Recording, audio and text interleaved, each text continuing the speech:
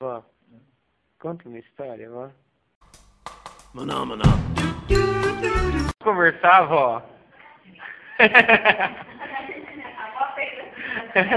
Ó, vamos conversar, fala alguma coisa. Não quer falar nada hoje, tô sem expressão. Vó, vem cá, vó.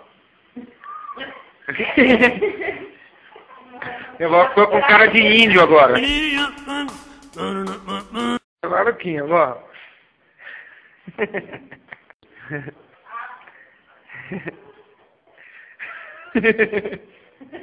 A vó tava fazendo cocô, agora ela vai vir contar uma história pra gente. Não tá fazendo cocô nada não. Olha, nem lavou a mão, tá limpando a mão na blusa. Vai lá, tá, traz essa roupa. Maná.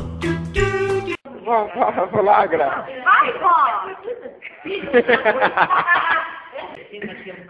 Vó, fala flagra. Fica quieto. Deixa ferver bem. Vó, olha pra câmera, vó. Isso, Não, vó, não, você tá ao vivo, vó. Olha aqui pra mim, vó, você tá ao vivo na Rede Record. essa cara. O que tem?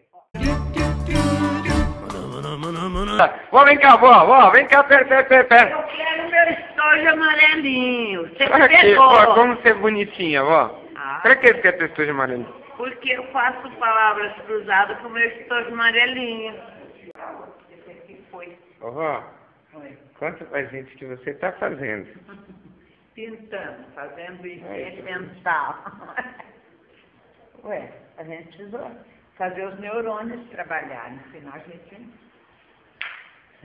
morrer não morre, mas eles vão secando. Senão... Já Já começa a falar do tio Fábio. É isso aí. se aquiete. Aqui, que bonitinho. Vó, eu amo você, tá? Beijos. Eu sei que eu sou idiota e que eu sou muito folgado, mas eu te amo, tá? Depois, hein? Tchau!